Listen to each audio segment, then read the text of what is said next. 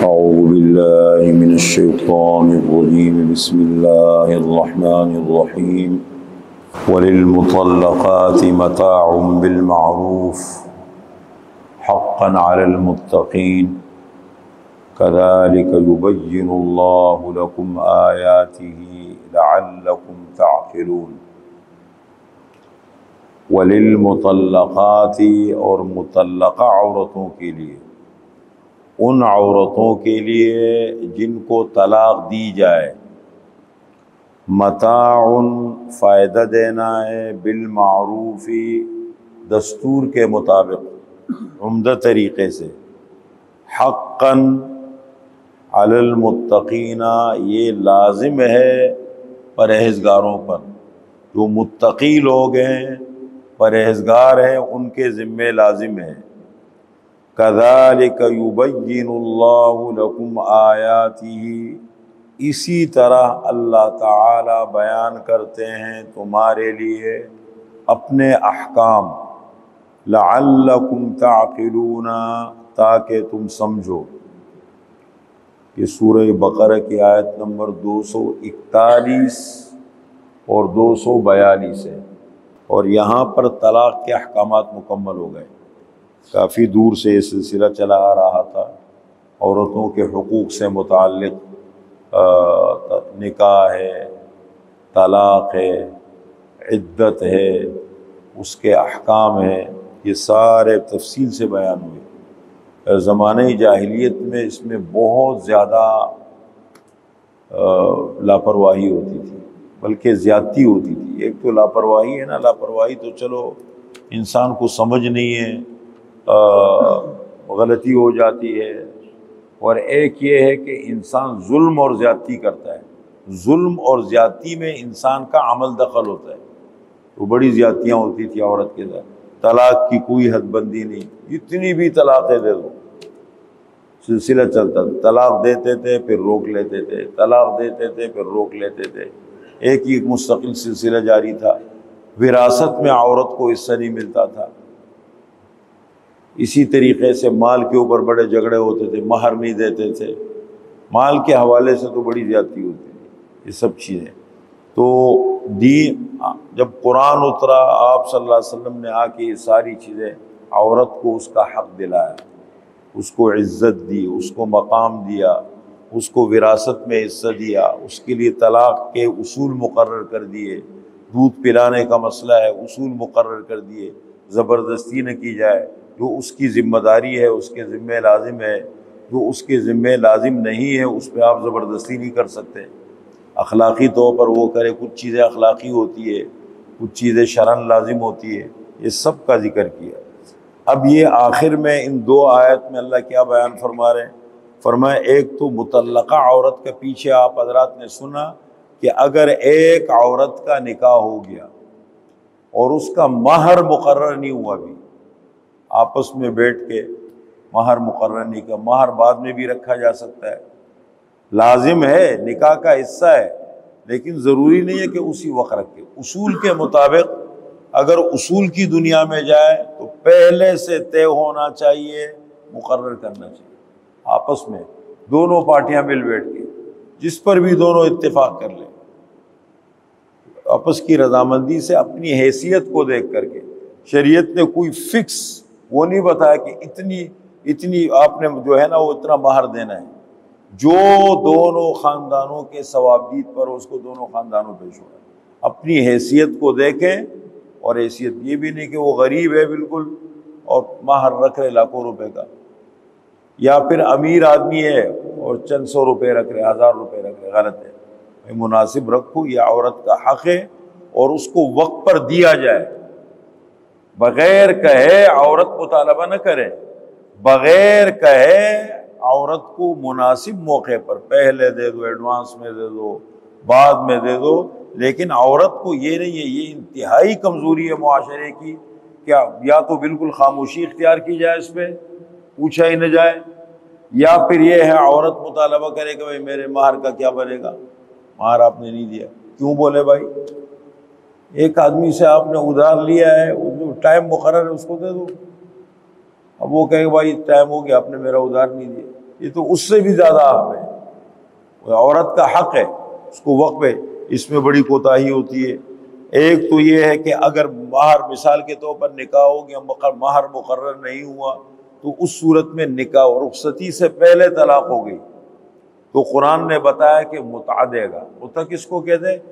مہر تو مقرر نہیں ہوا، طلاق ہو گئی، رخصتی نہیں ہوئی، تو معمول کے مطابق اس کو مناسب ہدیہ دے دیا جائے، کپڑوں کا اچھا جوڑا دے دیا جائے، اپنی حیثیت کے مطابق چپل ہے، کپڑے ہیں، دوپٹہ ہے، اس کے علاوہ جو بنیادی ضروری چیزیں ہوتی ہیں ایک ہدیہ مناسب دے دیا جائے۔ یہ یہاں پر وہ مسئلہ بتا رہے کہ دیکھیں شریعت ہمیں یہ کہتی ہے کہ طلاق کی صورت میں، مطلب طلاق کو ایسے طریقے سے نکاح کو ختم کیا جائے کہ مناسب طریقوں، اس کو فتنہ بنانا، اس کو جھگڑا بنانا اور اس پہ ضد بازی کرنا، اور اس میں پھر پتہ نہیں کہاں سے کہاں پہنچ جاتے ہیں، اخلاقی طور پر اتنے گر جاتے ہیں۔ تو کبھی کبھی تو میں دیکھتا ہوں کبھی جھگڑے آتے ہیں، اختلاف، کہتے صابن بھی ہم نے دیے تھے وہ اتنے، اور وہ ٹوتھ پیسٹ بھی ہم نے دیے تھے، اور فلاں چیز بھی ہم نے دی تھی، اس پہ چھوٹی چھوٹی چیزوں پہ جھگڑے ہوتے ہیں اور لکھے جاتے ہیں، اور ہم نے شادی سے پہلے یہ ہدیے دیے تھے۔ یہ خدا کے بندو نکاح ہوتا ہے، انسانیت ہے، اب نہیں چلا اس میں لڑکی کی طرف سے۔ کورٹ میں جھگڑے چل رہے، کورٹ کے اندر جج کے سامنے جھگڑے چلے، نہیں فلاں چیز ہماری ہے، وہ کہتے ہیں ہماری ہے، یہ دے دو، اس میں بھی کیس میں جھگڑے چل رہے۔ تو یہ چیزیں ہوتی ہے، اس نے ہمارے معاشرے کو بہت گرا دیے، تباہ کر دیا۔ پیسہ کوئی چیز نہیں ہے، جب زندگی نہ چلے، محبت نہ ہو، پیسوں کو آگ لگاؤ گے کیا کرو گے؟ اصل پیسہ نہیں، اصل تو انسانیت ہے، اخلاق ہے، بھائی ختم دفع کرو۔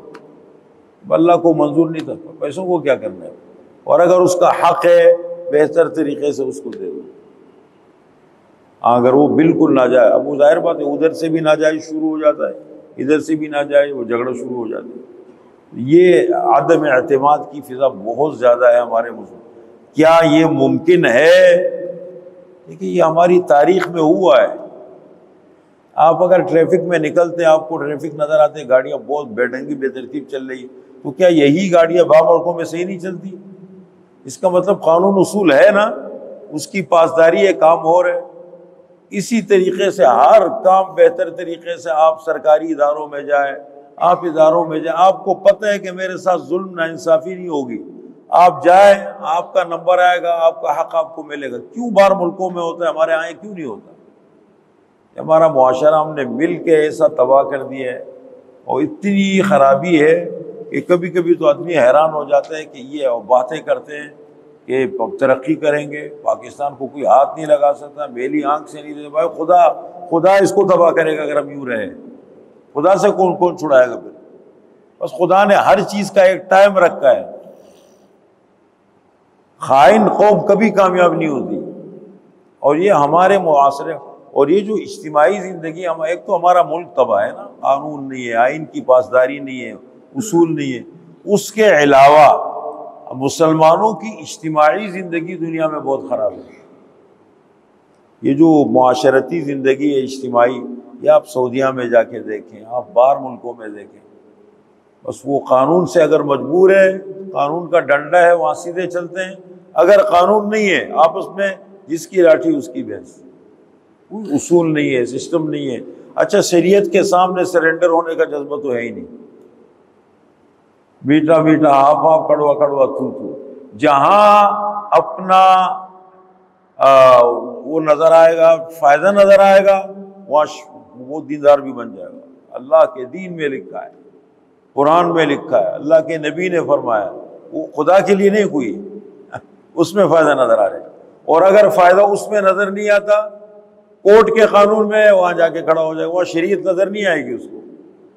بھائی جو شریعت کے مسائل ہیں وہ شریعت کے حوالے سے وہ علماء طے کریں گے، وہ جج نہیں کر سکتا، جج کو شریعت کا پتہ نہیں ہے، وکیل کو نہیں معلوم شریعت کا قانون۔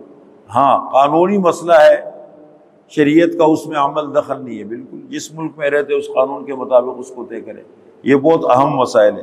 تو یہاں پر یہ بتایا کہ اگر طلاق دی ہے عام معمول کے مطابق، زندگی دونوں نے گزاری، بچے ہوئے نہیں ہوئے، زندگی، مہر مقرر ہوا ہے، اس کا مہر اس کو دے دو۔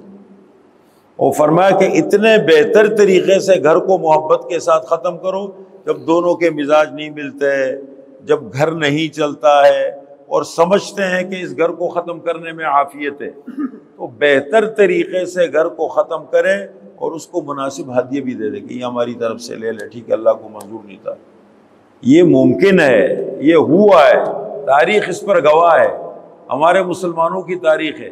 اب اگر میں اور آپ نے ایک ایسے معاشرے میں آنکھیں کھولی، ہمارے بچوں کو ہمیں وہ چیزیں نہیں ملی، اس کا یہ مطلب نہیں شریعت کا قصور ہے، اس کا مسئلہ یہ ہے کہ ہماری تربیت ایسے ماحول میں ہوئی، اسلامی تربیت ہماری نہیں ہوئی، ہمارے اندر صبر نہیں ہے، ہمارے اندر سخاوت نہیں ہے، دینے دوسروں کے حق دینے کا جذبہ نہیں ہے، بخیل ہے ہم لوگ، وہ ساری چیزیں آ کے یہاں کھڑی ہو گئی۔ اس لیے فرمایا کہ مہر تو اپنی جگہ ہے، بہتر طریقے سے اس کو فائدہ بھی دے دو۔ وَلِلْمُطَلَّقَاتِ مَتَاعٌ بِالْمَعْرُوفِ، اور مطلقہ عورتوں کے لیے، ان عورتوں کے لیے جن کو طلاق دی جائے، فائدہ دینا ہے بالمعروف، عمدہ طریقے پر، یہ مستحب ہے، یہ واجب نہیں ہے، لازم۔ مہر تو لازم ہے نا، یہ ہے مستحب، بہتر یہ ہے مناسب، اچھا جوڑ اپنی حیثیت کے مطابق ہدیہ وغیرہ دے دو۔ حقاً علی المتقین، یہ متع دینا، فائدہ دینا، یہ متقین کے ذمہ۔ دیکھو کیا لفظ ہے، متقین، جو متقی ہوگا وہ کبھی کسی کا حق نہیں دبائے۔ حقیقت میں متقی یہ نہیں ہے کہ میں زبان سے بولتا رہوں میں بڑا متقی ہوں، متقی کا وقت یہ ہے کہ جب وقت آ جائے، وقت بتائے کہ میں ہوں یا نہیں، وہ وقت بولتا ہے، زبان نہیں بولتی۔ زبان سے تو ہر آدمی کہتے ہیں میں فرشتہ ہوں، فرشتہ تھوڑی بنتا ہے زبان بولنے سے۔ یہ جب حقوق کا آتے کہتے ہیں نقشوں کو تم نہ جانچو، لوگوں سے مل کے دیکھو کیا چیز جی رہی ہے، کیا چیز مر رہی ہے۔ جب نقشے جانچتے ہیں نا تو معاملات کرتے وقت انسان کا پتہ لگ جاتا ہے۔ تو فرمایا حقاً علی المتقین، یہ متقین کے ذمہ لازم ہے۔ کذالک یبین اللہ، جس طریقے سے یہ احکام اللہ نے تمہارے لیے بیان کیے، وہ سارے احکام، بڑی تفصیل، آیت نمبر 176 سے مسلسل احکامات کا سلسلہ چل رہا ہے، تقریباً 35 احکام اللہ نے ذکر کیے یہاں پر۔ فرمایا جیسے یہ احکام اللہ نے تمہارے لیے بیان کیے تمہارے فائدے کے لیے، کذالک، اسی طرح، یبین اللہ، اللہ تعالی بیان فرماتے ہیں، لکم، تمہارے لیے، آیاتی، اپنے احکام، لعلکم تعقلون، تاکہ تم سمجھو۔